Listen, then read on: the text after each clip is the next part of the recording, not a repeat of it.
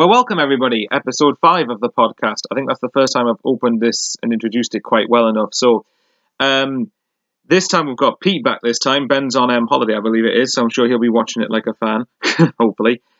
And I'm just going to refer to you as James because I tried to refer to your Twitter name and I know I'm going to butcher it. So you're going to have to tell me how on earth I say it. So, by the way, it's Pete and it's James because you've seen me and everybody will have seen me and James speak loads of times on Twitter. So sorry, mate, I interrupted. Yeah, and you just say James, so that's all you say. But just call us James. It's all right. All right, then, fair enough. Well, you're going to have to remind me about 20,000 times because I'm still going to end up butchering it probably. Yeah. So, okay, and so obviously this is episode 5, and we had Ben and Cam on last week, and obviously it's now Pete and James this week. So, how you guys both doing? You both okay? Yeah, not bad, yeah. Yeah, I'm doing fine, thank you. That's good. Glad to hear it. Anyways, so we've actually made 2 permanent signings. Well, hey, parade down the street. We've made 2 signings, and we've also had 2 games. One that went well and one that went not so well. And we've had Grayson's comments. So quite a few things to talk about. So I guess one place that is good to start. What do you want to talk about first? Should we talk about the preseason games, as in the Livingston and St. Johnstone games, or should we talk about the new signings? I'll let you two decide which one we talk about first. Whatever, to be honest. I don't mind. Go on then, Pete.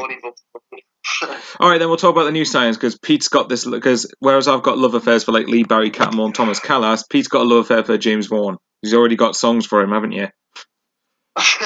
Well, not songs I've made up, but songs I've seen on Twitter, yeah. Okay, well, we'll start with the signings then. We'll start with James Vaughan, actually, then, since we're on that subject. Obviously, he arrived from Bury, so it's going to be quite funny. He's going to be playing against Bury, I think, in the first round of the Cup when we go there. So, both your thoughts on it then, guys. Either one of you start. Well, obviously, I haven't seen much of him play, but, I mean, at the end of the day, he is a goal scorer. I mean, 24 goals, the stats don't lie. He can obviously put the ball in the back of the net, and he done it for a poor team in Bury as well. It's hard to say, like I say, because I haven't seen much of him, but he's strong, he's quick, he can hold the ball up well, he's aggressive, obviously everything a Sunderland fan likes. Yeah, he plays with his heart in his sleeve. And like you say, at Sunderland, he's going to be playing with better players, isn't he? So I'd like to think he will contribute a lot to the team, yeah. Well then, James, what do you think, mate? Basically, Pete's just read my mind there. Like, yeah, James Vaughan, he wouldn't be like the first striker target on my list, but I trust Simon Grayson, yeah, because basically, and also goal scorers are hard to come by, especially in this market where players going for a lot, and we just get a good striker for less than $1 million. So, yeah, if he does well, I'll be happy. Fair enough. Well, I'm looking at his records across the club at the minute. Bear in mind, one Wikipedia guy, so just take that with a pinch of salt. But I'm looking at the records that he's had, the clubs that he's been at. So I'm going to take into account Huddersfield Town onwards. The dog's barking in the background. So from 2012-13, so Huddersfield, Birmingham, and Bury. I think over 86 appearances. He's got 31 goals at Huddersfield, which is okay because I would imagine they would have been in the Championship. Although I think they may have been in League One for a spell of that. The spell that does concern me is that with 2 spells over at Birmingham, 15 appearances didn't get a goal, but that could have been from it could have been substitute appearances for all we know. And then obviously in League One last year with Bury, 24 goals in 37 games. Even though the Championship, in my opinion, is I wouldn't say a class above, but it's definitely a cut above League One. You still can't ignore those stats. And like Pete said, like we've said before, Vaughan if he starts, should have better players giving him service. You know, hopefully he'll have Kazri giving him service. He'll definitely have McGeady giving him service. Fingers crossed Max Gray will give him service, but we don't know about that yet. So I think Vaughan, certainly for the money that we've paid, even if he's not going to start, I know Pete said you believe he will start, so you can counter me in a minute if you want.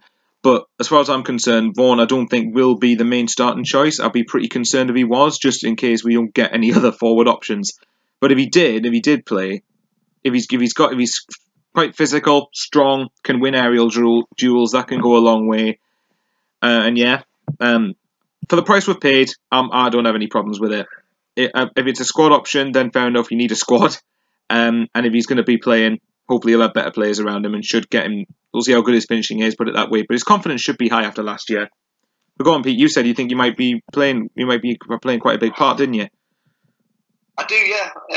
Like James said, it's good business bringing him in for that fee. I mean, if he does well, then you're laughing, aren't you? But I think if Sunderland sign another 2 centre forwards, then yeah, you do ask yourself the question: will he start? But apparently, obviously, Grayson likes to play a 4-4-2. He's played with Vaughan before; he can get the best out of Vaughan. So I do think Vaughan will start because, like I say, Grayson can get the best out of him. If he doesn't and he plays the formation that we've all been seeing in pre-season, obviously the 4-2-3-1, then that's where he might not start. Obviously, because I do think we will sign another striker. But no, I think it's a decent signing. I think it could be the type of player who could become a fan favourite in terms of what he offers, his work rate. That's all we ever ask for, isn't it? The Sunderland fans. Exactly. Just try and put the ball in the back of the net, and I think he will, given the service. I really do, yeah. I think certainly what you mentioned about the fans obviously care about players with work rate. I mean, especially given on the back end of last season, where we can debate this all we want, but in my opinion, not enough of those players last season gave enough work rate consistently to ensure that we stayed up, and that was the biggest problem I had with it. Certainly this season, it seems like from Grayson's comments, James, I don't know what you think of it, but like Grayson's comments just seem to be big advocate of work rate. And while you want players that have got quality, work rate goes a long way in football, doesn't it? Especially with the fan base.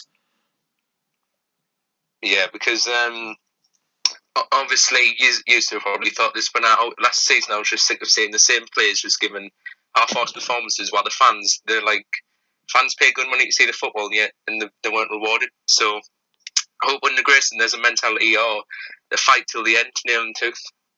If that makes sense, of course. No, of course. Yeah, I'm glad. I think certainly with Grayson's, I think I said last week's podcast. I can't quite remember what. I think I said it at some point in the past that if we're going to try and go up, we need to make sure that we constantly press the opposition into making mistakes, and then because hopefully we'll have the extra quality, that will tell in the end in order for us to win games. So in that way, to get the mentality of high pressing, constant work rate, then fine. I mean, obviously we're going to have games where we're not going to be at it. That's natural. I can tolerate that. What I can't tolerate is if we're going to have games where we'll lose because we didn't try. When I feel we could win games if we tried. But okay, well, moving on from so final thoughts from James Vaughan. So I mean, I think it's a decent enough signing for the fee we've paid and for the fact he's a squad option. You two, final thoughts before we move on to the next one. Good, cheap option. Yeah. Yeah, like James said, nothing to lose. We paid a cheap fee, and hopefully you can deliver. Yeah. Okay then, and obviously, the one I'm personally more excited. I mean, James Vaughan could have an impact, but the one that I'm personally more excited about is Aidan McGeady. After being linked with him with like 100 bloody transfer windows, we finally actually got him. We got him for 250,000. Which boggled my mind. I could not believe that Everton were prepared to let him go for that little. As far as I know, he doesn't have any big injury concerns, or an injury record rather. But people can feel free to comment below if we're wrong. I'll start with James on this one. What do you think about Aidan McGeady? I don't know about you, but I think we've just pulled Everton's pants down with that deal. I know he wasn't popular at Everton, but it wouldn't have been a part of the Premier League. But I can't believe we got him that cheap. Yeah, neither can I. And it's I read something like a tweet apparently like a couple of years ago we actually paid 10, 12 million for him or something. But so it's weird like for us to spend that little on a player. But I think it's a bargain. I think we've actually underpaid. Like a front three of Khazri or Lenz, McGeady or whoever, then Vaughan or someone else. That's one of the best front three in the Championship. Sorry. I'd agree. If we played a front three, I don't know if I can see Grayson playing a front three, but if he did play one, you shouldn't have a much better one than that. You shouldn't. I mean, if you can get a regular goal scorer, I think McGeady will really benefit. And like I said before, McGeady got Player of the Year last year at Preston, and that was with all due respect to Preston fans, it was an inferior set of players because it wouldn't have been as creative. Because Preston's objectives, I would imagine. I mean, now they'll obviously try and get promoted. I can understand that, but I think they've got a decent manager in Alex Neil. I will quickly point out, but certainly Preston's objectives the last couple of years would have been stabilising the Championship. Our expectations will be to try and at least get in the top 6. And I think McGeady, like I keep banging this drum repeatedly, should have better players around him, as far as I'm concerned. What about you, Pete? What do you think? Yeah, I think he looks like a player who can provide that, that creative spark, like make things happen, win games, like we're being talked about, like a match winner. Like I say, for the fee we've paid, it's very good business. Bear in mind, like, he got player of the end. He looks like the type of player like he can produce something out of nothing. It could be a quiet 0-0, and he just produces something out of the top draw and he gets you 3 points. But no, I think it's a good signing. I'd just like to see another player like him now on the other side. Great. That can make a difference as well. Yeah. Sorry, I just had a cough there. I just needed to get it out of there. No, I'd agree. I think I do agree with what James said. I think we've underpaid for McGeady. I was prepared for the fact we were going to pay 2-3 million for him, and I felt he would be worth it at that. And the fact we've got him for 250k is pretty much what a loan fee would cost for him effectively. I can't. I'm just glad that that's finally through the door. As what James said earlier about the 10-12 million thing, whatever it was a few years ago for him, I think it was something like 9 million euros in 2012 for McGeady. Obviously, back then he would have been obviously by then he would have been 5 years younger still, but nevertheless, I think it's a good signing. Especially, you can't ignore the fact he did well last year for Preston, and he, again, like I said, he should have more creative players around him, and he can actually, and like Pete said, we've said countless times, we need match winners, and I think McGeady could be one. Especially against teams some teams will probably come up here, try to keep it tight, try and get the draw, and then hopefully McGeady will be the difference in a lot of games. But anyways, no, I think it's safe to say we're all happy with the McGeady transfer, and I'm sure majority of Sunderland fans are. So we'll move on then. Next bit, pre-season. So since the last podcast, we had 2 more pre-season games. Which one do you want to start with? The one that went well or the one that went tits up? Whichever one. Livingston. Yeah, fair enough then. Okay then, Livingston. Actually, I don't even know why I asked that question. Start with the one that came first. Anyway, Livingston. So, should we start on that? Right. Went well enough. I don't know what standard Livingston are in Scotland, but I'm imagining they're not very high. So, at least good to see Khazri score again, Lens score again, but make of it what you will. What do you two think? I might be wrong. I believe Livingston are in the second tier in Scotland. They might have just been promoted to the second tier. I'm not sure. So, I was hearing Nick Barnes was saying they're kind of like the bottom half Championship club, actually maybe the top half of League One. But yeah, no, it sounded very, very comfortable for Sunderland, didn't it? Three good goals. Obviously, good Khazri, Sorrow, and Lens. All decent finishes.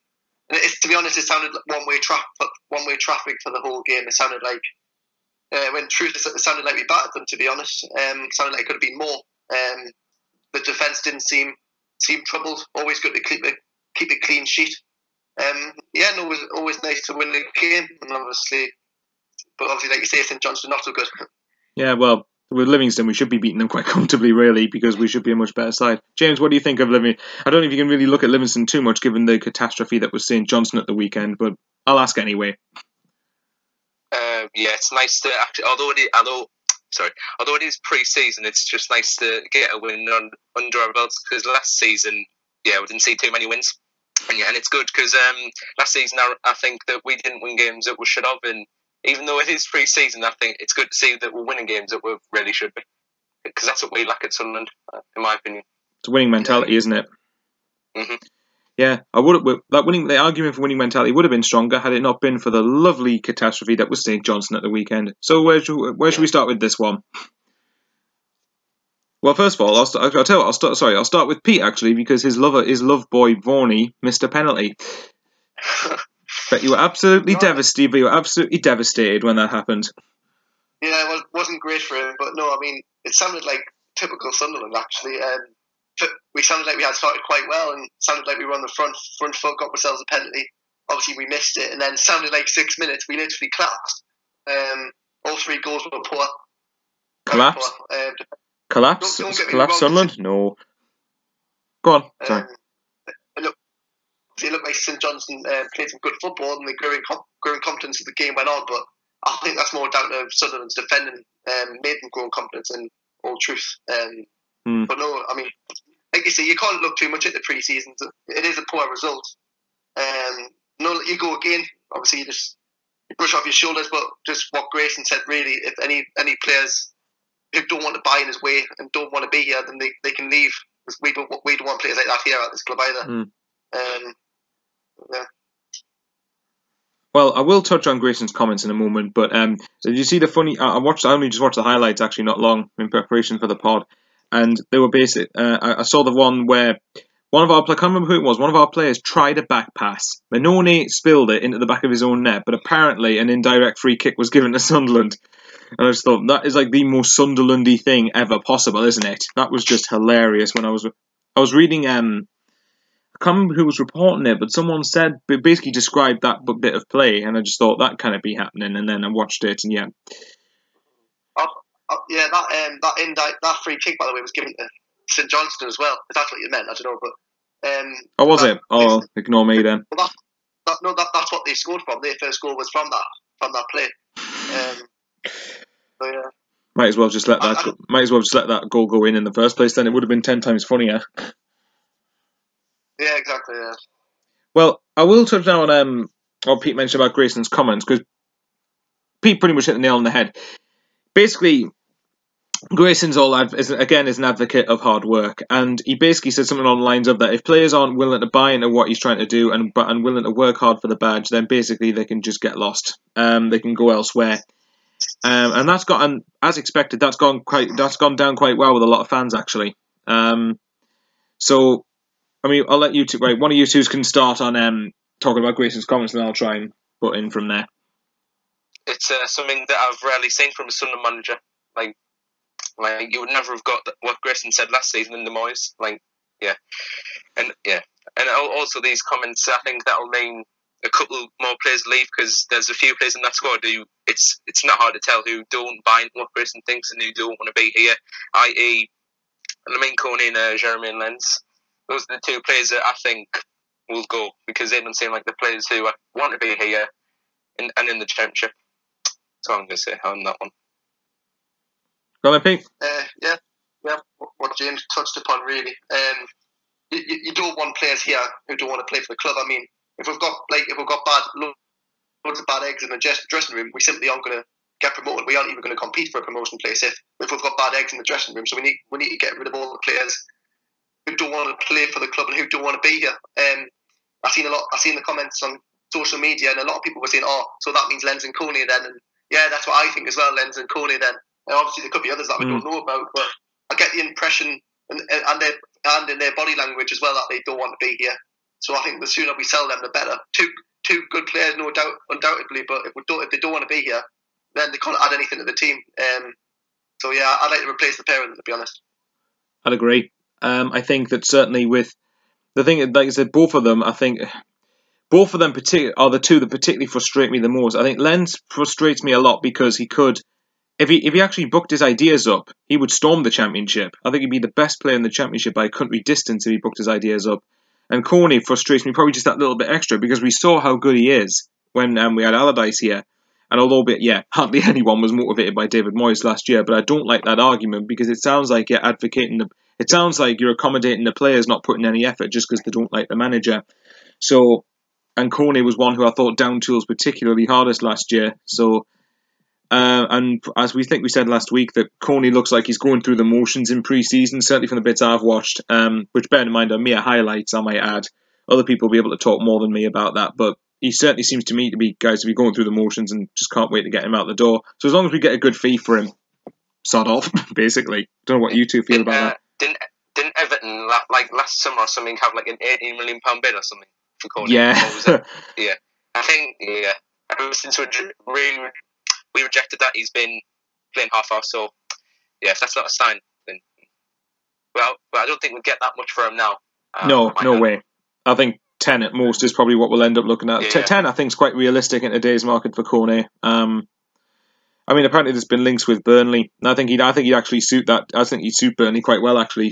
And it's not a bad link either, considering they've just sold Michael Keane for like 30 odd million. So, so we should try and get as much for Coney as possible. Yeah, and And you got to remember that his wages will be he's going to have pretty big wages because he got a contract extension last summer. Mind you, he's done bugger all to earn it since then, but he got a new contract last September, I think it was. So he's probably going to be one of the top earners at the club.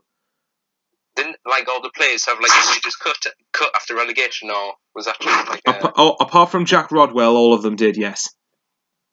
Yeah, no, that still bugs us today. How Jack Rodwell hasn't had like a wage cut. He's been one of the worst midfielders I've seen. Well, not I've seen, just not the best. I know what you mean. That's what I'm going to say. I know what you mean.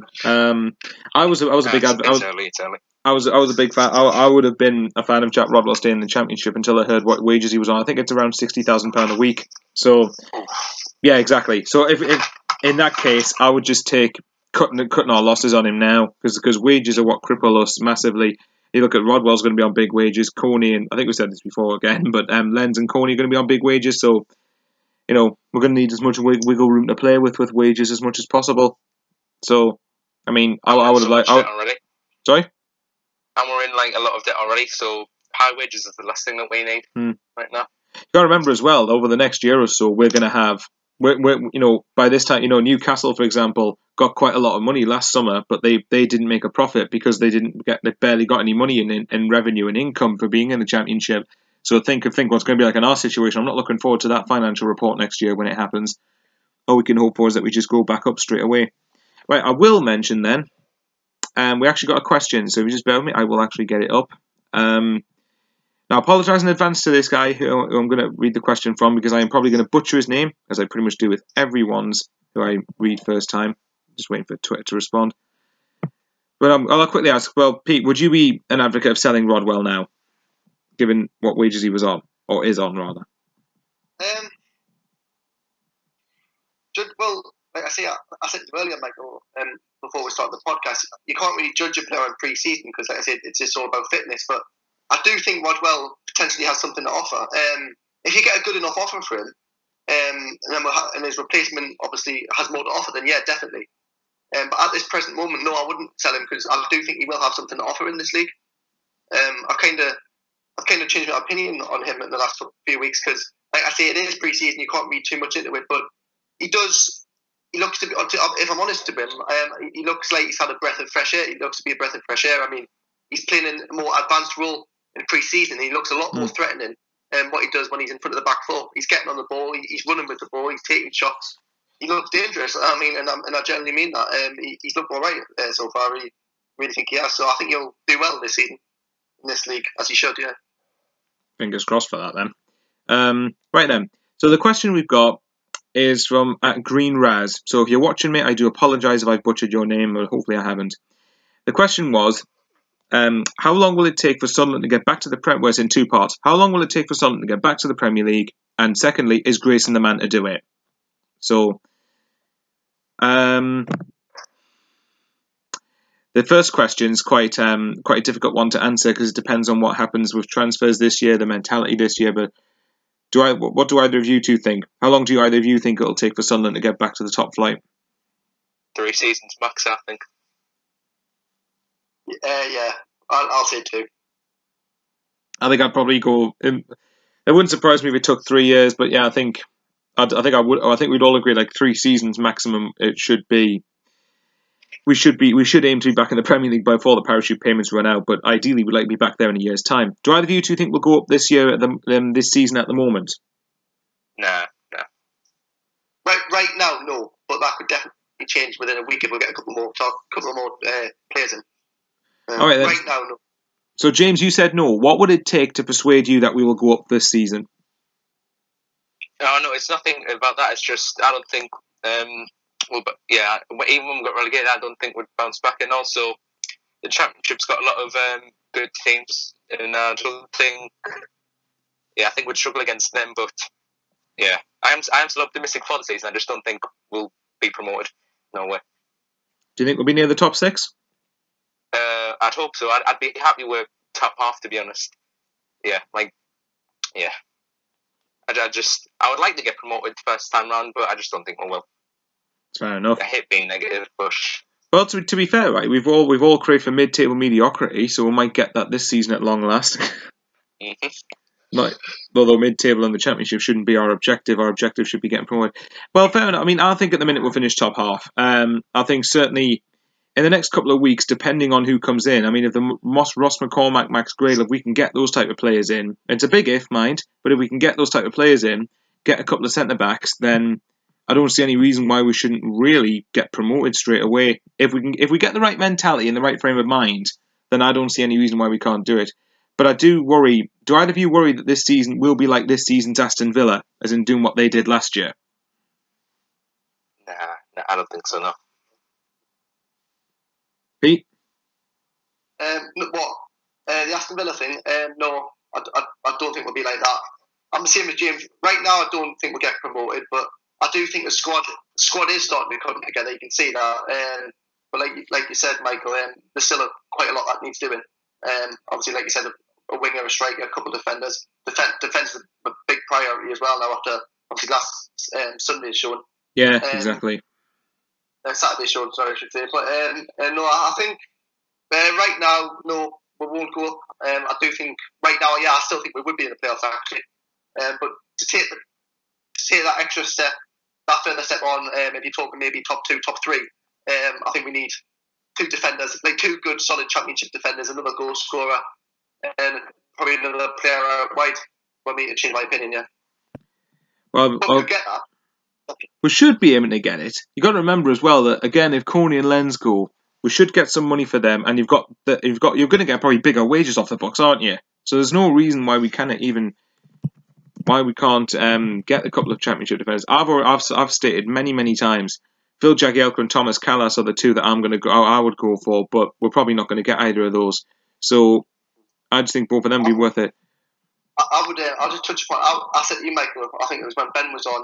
When you and Ben were like, we need to keep Kasri, and I said keep Kasri as well. But I wasn't as, I don't know, all for it as you were. But I just think like watching him now and watching the way he's playing, and he looks like he's got that extra yard of pace in his game. He looks different. He looks like, I don't know if he wants to be here or not. Like you say, is he playing for a move?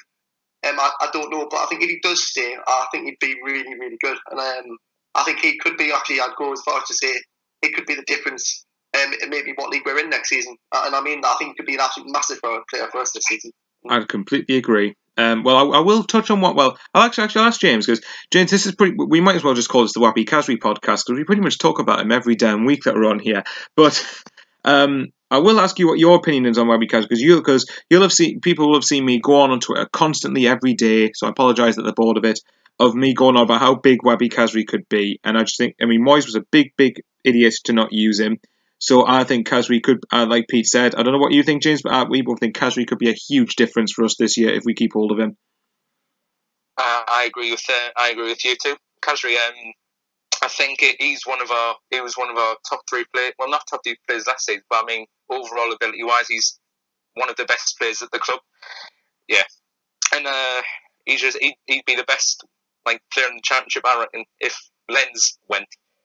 And yeah, Wabi Kasri, he was very underused by David Moyes last season, which is a massive understatement. But yeah, but hopefully this could be the season where Wabi Kasri shows what he can do, and hopefully a good season for him. I don't think if we don't get promoted this season, he'll definitely be gone. But you never know. I think that's a fair comment. If we don't get promoted this season, I think that's probably what the club will try and use, or Grayson will try and use for players like Kasri, where you'll say that give us a season, and if we don't go up this year, then we'll talk again next summer. But I will mention something else, what Pete did say earlier, and I mentioned this, and James, I mentioned this to Pete off air before we started recording. I want to talk about Kasri and Lenz. Now, Kasri and Lenz have got a few goals each pre-season, obviously against mediocre opposition at best, with all due respect, so they should be getting a good few goals. But what I would want to ask, if they're both playing well at this point, if you can base it off pre-season, do you think that either of them could be playing for a move? Lenz especially. Lenz definitely. Mm-hmm. If Kasri just want to get a move, he's going the right way about it. He's not like Lenz, who has an awful attitude. That's what I've been thinking all night. Before we started the podcast, Lenz and Kasri are 2 different players personality-wise. I haven't seen anything too bad personality-wise from Kasri, but Lenz, honestly, he's just. And I think on one of the podcasts, they mentioned how Len's got absolutely heckled with abuse. I can't remember when, but was that Hibernian? Fans' opinions to it, yeah. But Len's, he's basically kind of like Adnan Januzaj from last season. The talent's obviously there. It's just hasn't got the attitude for the club. I'd say no. Thing is, Lens isn't. Lens wouldn't shoot. One of the reason that, because I'll tell you what, in the WhatsApp group that the podcast has, a couple of guys were talking about keeping Lens at all costs, and me and Pete were pretty much on the other end of the extreme. Oh, shut up, dog. me and Pete were at the other end of the extreme where if we keep Lens, he could be a bad apple in the dressing room, and we do not need that for the new season. We don't need that to try and spill to the rest of the dressing room. And as a result, that'll affect results on the pitch. So, as far as I'm concerned, if you can get a good offer for Lens, get him out the door. As far as I'm concerned. Yeah. So, I thought Fenerbahce wanted him back, but apparently they can't afford him. So I don't know what's going to happen there because I haven't heard of any other clubs who've been interested in him. I mean, Fenerbahce can't afford to buy him, and we can't afford to keep him with his shit attitude. So, no, it's a lose-lose situation then, isn't it? You can't afford to buy him, we can't afford to keep him. So what are we going to do here then? If we can get Gradle for $3 million, the player who might want to play for this club, rather than the player who will cost $10 million, and does want to be for this club, it's a no-brainer, isn't it? Well, exactly. I'm amazed Bournemouth want as little as $3 million for him personally. I figured they'd want more than that. Yeah. I thought Gradle was Bournemouth's record sign at one point, or I might be wrong there. I think up until a year or so ago, I think he was. We got to remember, obviously, he's now Nathan Ake's now their record signing. So. Oh yeah, for $20 million, yeah. Yeah, but I'll tell you. Yeah, okay. So we're in agreement that certainly as far as playing yourself, potentially playing yourself removed based on pre-season, Lens and Khazri could be going the right way about it if they both want to move. Coney, on the other hand, probably is not. So, we've already touched on that before with going through the motions and everything. But I can see Lens and Coney going for big offers though. I can see Coney going to a Premier League club. Like I said, I think Burnley would be a good move for him, and I think Lens should go for a good, decent amount of money. But Khazri's the only one out of the three of them that I would be gutted to lose. The other two, I'm just I just can't be arsed. Same. Yeah. Wait. Go on. I'll let you finish. Don't get me wrong. If Coney and Lens looked themselves in the mirror and thought, bloody hell, we've let these fans down on a regular basis, and we want to be here, we want to help something get back up, and their attitudes change dramatically, obviously isn't going to happen, then yeah, bloody hell, I'd keep them in a heartbeat. I mean, can't imagine Lens, Coney wanting to be here in this division with the right mentality, the right attitude. You'd be laughing, wouldn't you? But no, get rid as quickly as possible, I'd say. Fair enough. Well, we'll answer the second part of the question that we got, because I realised we sort of answered the first bit of it. I think it's again from Green Raz, I think it is. Yeah. So sorry, mate, we didn't answer the second part of your question. So we talked about how long it'll take someone to get back to the Prem. Do we think Grayson's the man to do it? I'm Pete's answer. I'm very interested to hear on this, but I'll start with James first. I definitely think he can be the man. Yeah, because he's filling us up with confidence already, and he hasn't even been here that long. But in all fairness, I can't really answer that until the first couple of games of the championship. But I do think he is the right man to do it. So, and I hope he is, because I'm sick of seeing managers come and go. I just want someone who'll stay for a good amount of time. I'm sick of just sacking managers and getting them in and that circle. It just annoys us. I don't blame you.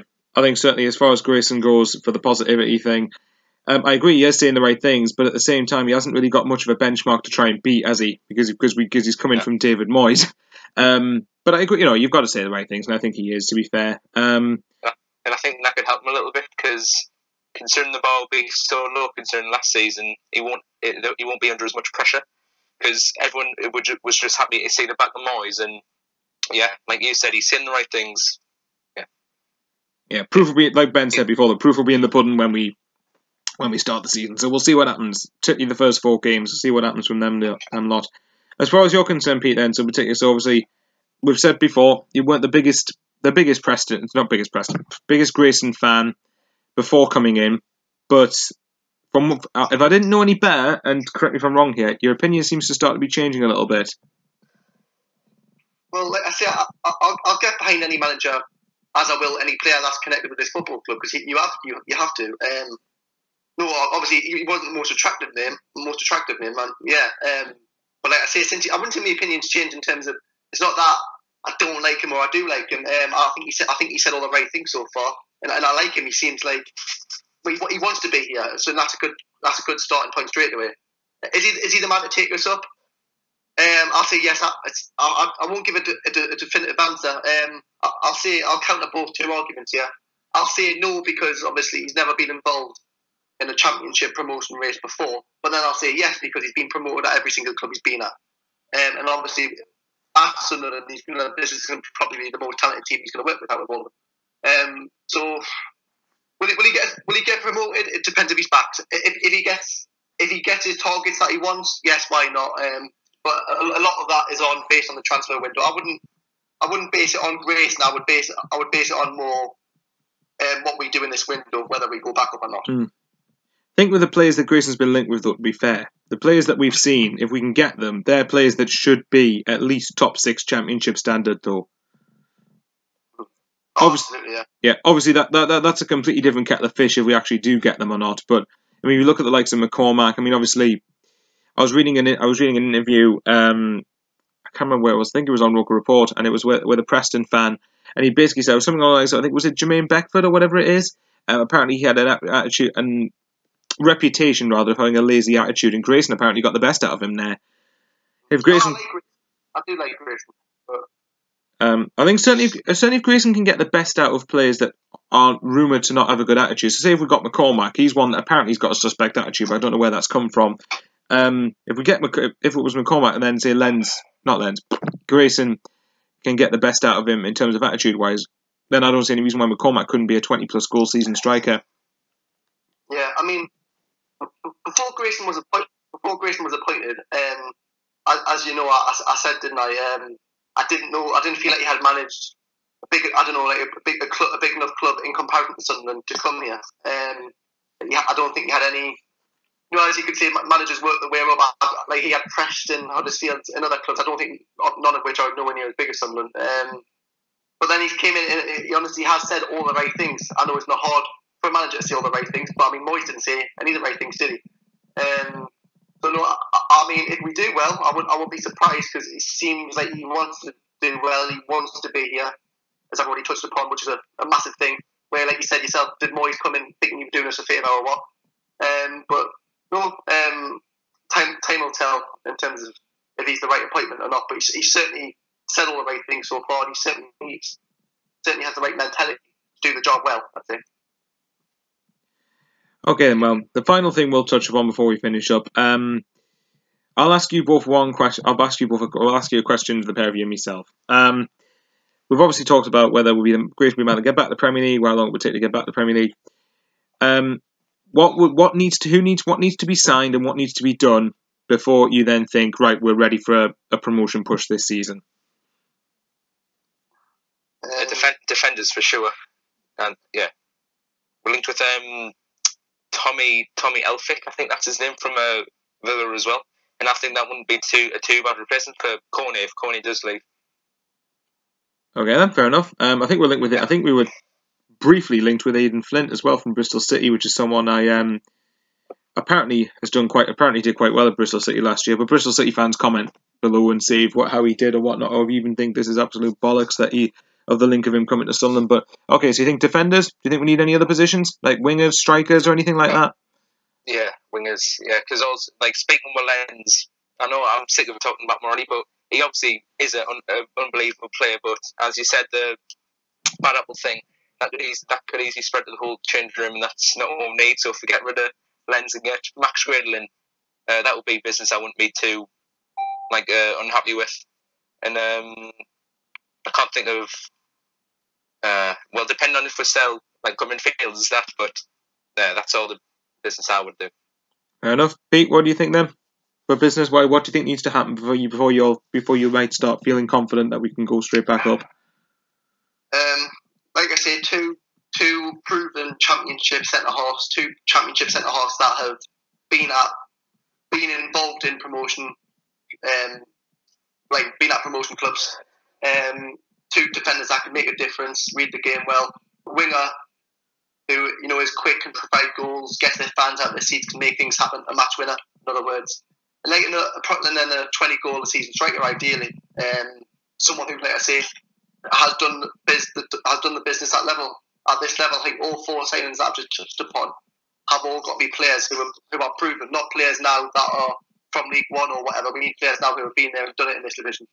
That's what we need now, players who know what it takes to get up to the Premier League. Fair enough. I'd agree. I think so. Two good centre-halves proven for the Championship. I'd say if we get Gradle, I think we're sorted for midfielders and wingers. And I think if you get at least two strikers, one of which has to be a 20-plus goal season striker, but Fraser Campbell would be one of the options I would take. But anyway, we've rambled enough on about hypothetical transfers and everything. So I'll thank both of these guys for coming on. Hopefully by next week we'll have more signings to talk about, and obviously we'll have two more pre-season games. One last thing I will say is, I don't know if James is going, but me and Pete are going to Bradford on Saturday. Joyful. You going, James? I'm not sure, but probably not, which is a shame because I actually wanted to get some pre-season games this season, but but we'll see. You never know. Fair enough. I think we wanted. I think I wanted Bradford to come up when they played Millwall at Wembley. So I was a bit, wouldn't say gutted, but I was like, no, I don't really fancy a trip to Millwall. So, but anyways, that makes sense. Yeah. But anyways, Bradford on Saturday. Pete, you looking forward to it? I am. Yeah, it'll be good to watch the lads again. But it all starts for me tomorrow night, obviously, because I'm going to Hartlepool as well. Yeah, I'm jealous. I'll be at work. But anyways. I can't wait. I can't wait to stand next to Pete in the stand. I'll hear him shout "Vaughny, Vaughny, Vaughny" at the top of his voice. So just get recorded. Just record it and then just play it on here and embarrass him. Anyway, guys. Yeah. Oh no, don't worry. It'll be on there. Anyway, thank you very much, guys, for listening again. Bit of shorter one, but we've covered pretty much everything I think there is to cover for the last week or so. So thanks, James, for coming on. It's been a pleasure. The pleasure was all mine. Thank you very much. No problem. Thank you very much. I appreciate that. Yeah. Thanks again to Pete. Thanks again to Pete. And yeah, we'll be back next week. So hopefully we'll have more to talk about then. So see you guys later. Bye bye.